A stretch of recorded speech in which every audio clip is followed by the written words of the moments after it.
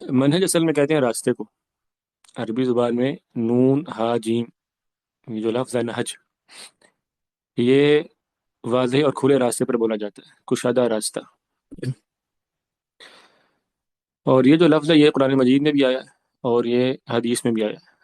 قرآن مجید میں سورہ مائدہ میں اللہ تعالیٰ نے فرمایا کہ ہم نے تم میں ہر امت کے لیے شریعت اور راستہ، شرعتن و منہاجا، ایک شریعت بنائی ہے اور ایک راستہ بنایا ہے۔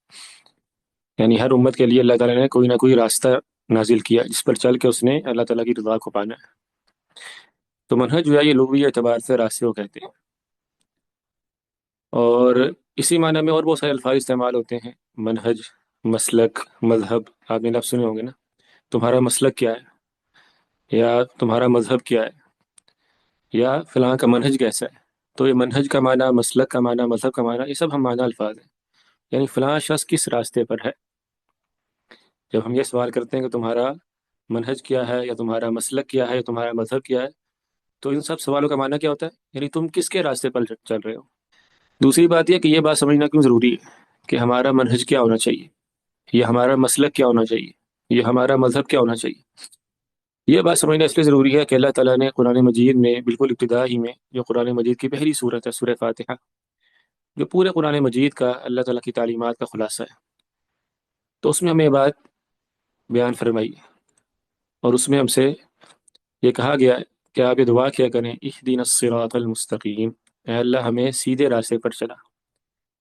تو سیدھے راستے پر چلنا یہ پوری زندگی کا ماحصل ہے، انسان کی پوری زندگی کی کاوش، اس کی محنتوں کا نچوڑ، اور اس کی جو قد و کاوش، اس کی جو تھکاوٹ ہے اس دنیا میں، وہ کیا ہونی چاہیے کہ میرا راستہ سیدھا ہو جائے، کیونکہ جو سیدھا راستہ ہے نا یہ جنت کی طرف جاتا ہے، اور جو ٹیڑھے راستے ہیں یہ جنت کی طرف نہیں جاتے۔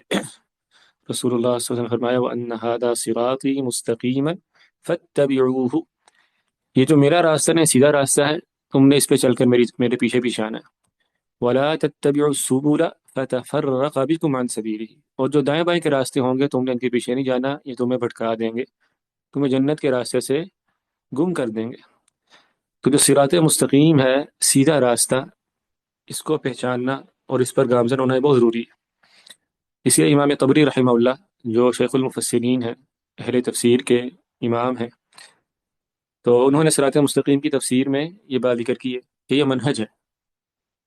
انہوں نے اس کی تفسیر میں باقاعدہ یہ لفظ استعمال کیا، فرماتے ہیں واتباع منہج النبی صلی اللہ علیہ وسلم ومنہاج ابی بکر وعمر وعثمان وعلی، کہ ہم سیدھے راستے پر کیسے چلیں گے؟